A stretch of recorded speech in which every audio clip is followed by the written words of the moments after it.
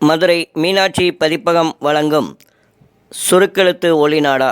தமிழ் சுருக்கெழுத்து உயர்வேகம் நிமிடத்திற்கு 120 வார்த்தைகள். மே 1992 2ஆம் தாள். வினா. குரல் கொடுத்துள்ளவர் மதுரை கூக்கி ஜெயபாலன். Be ready. கமெண்ட்ஸ். மாண்புமிகு உணவுத்துறை அமைச்சர் அவர்களே, செயலர்களே, துறை அதிகாரிகளே, தமிழகத்தின் உணவு நிலைமை குறித்து விவாதம் நடைபெறும் இந்த மாநாட்டிலே கலந்து கொள்வதில் நான் மட்டற்ற மகிழ்ச்சி அடைகிறேன். உணவு நிலைமை என்பது ஏழை எளிய மக்களின் வாழ்க்கை பிரச்சனையிலேயே முதல் கட்டமாக இருக்கின்றது. அரிசி, கோதுமை போன்ற அத்தியாவசிய பொருள்கள் அன்றாடம் அவர்களுக்கு கிடைப்பதில் ஒரு நெருக்கடியான சூழ்நிலை இருப்பதை நாம் அறிவோம். மேலும் நுகர்பொருள் வாணிபக் கழகத்தை சார்ந்த கடைகளின் மூலமாக அவற்றை வழங்கும் பொழுது போதிய உத்தரவாதம் இல்லாத நிலைமைதான் இருந்து கொண்டிருக்கிறது.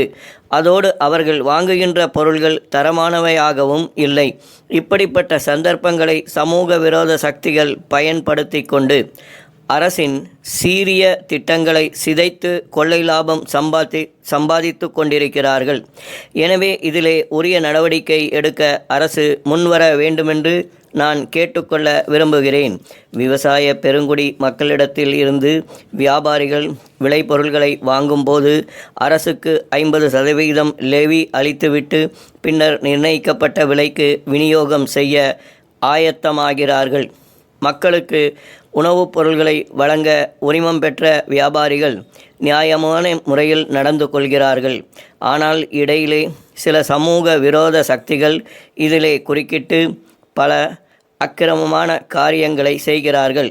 அவர்கள் செய்கிற வியாபாரம்தான் சரியானது, நியாயமானது என்று அதிகாரிகளும் சில நேரங்களில் நம்பிவிடுகிறார்கள். அதனால் உரிமம் பெற்று அதிக ஆதாயம் இல்லாமல் தொழில் நடத்துகின்ற வணிகர்களுக்கு ஒரு கசப்பான உணர்வு ஏற்படுகிறது. அதோடு லெவி கொடுப்பதில் ஏற்படுகின்ற இழப்பை ஈடு செய்ய அவர்கள் பல தவறுகளை செய்ய முற்படுகிறார்கள். அதன் காரணமாக அதிகாரிகளும் சில தவறுகள் செய்யும் முயற்சியில் ஈடுபடுகின்ற நிலைமை ஏற்படுகிறது. விவசாயிகளுக்கும் நல்ல விலை கிடைக்கவில்லை. இத்தகைய போக்குகளை நன்றாக ஆராய்ந்து ஒரு நல்ல முடிவெடுக்க நம்முடைய அரசு முன்வர வேண்டுமென்று கேட்டுக்கொள்கிறேன்.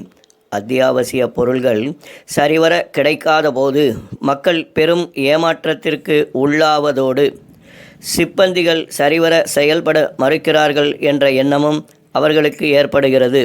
அவற்றை சில்லறை கடைகளுக்கு வழங்கும் போது சரியான எடையில் கொடுப்பதில்லை என்று நியாய விலை கடைக்காரர்களும் கூட்டுறவு சங்கத்தினரும் கூறுகிறார்கள். இப்படி ஒருவர் மீது ஒருவர் குறை கூறி தப்பித்து கொண்டிருக்கிறார்கள். இந்த குறைபாட்டை நிவர்த்தி செய்ய சம்பந்தப்பட்ட அதிகாரிகளும் மாண்புமிகு அமைச்சர் அவர்களும் தக்க நடவடிக்கை எடுக்க வேண்டுமென்று கேட்டுக்கொள்கிறேன். நெல்லை கொள்முதல் செய்து அரவை ஆலைகளுக்கு கொடுத்து அரிசியை பெறுவதில் பலவிதமான சிக்கல்கள் ஏற்படுகின்றன. இந்த சிக்கல்களை தவிர்ப்பதற்கு நம்முடைய அண்டை மாநிலங்களில் அரிசியை நேரடியாக கொள்முதல் செய்கிறார்கள் என்று நான் கேள்விப்படுகிறேன். தரமான அரிசியாக பார்த்து வாங்குவதால் அதை நல்ல லாபத்திற்கு வெளி மாநிலங்களுக்கும் அனுப்புகிறார்கள். நமது அரசும் அதே முறையை கையாண்டால் சிறப்பாக இருக்குமென்று நான் கருதுகிறேன். இந்தியாவிலேயே தமிழ்நாட்டில்தான் உணவுப் பொருள்களின் விலை குறைவாக இருக்கிறது. அந்த அளவுக்கு முனைப்பான நடவடிக்கைகளை அரசு எடுத்திருக்கிறது.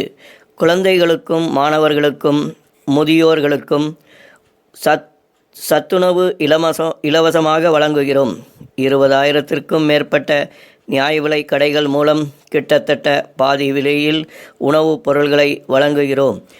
இந்நிலையில் கொள்முதல் மற்றும் விநியோகத்தில் இருக்கிற குறைபாடுகளை மக்கள் தெரிவிப்பார்களேயானால் அவற்றை ஆராய்ந்து தகுந்த நடவடிக்கை எடுக்க அதிகாரிகள் தயாராக இருக்க வேண்டும்.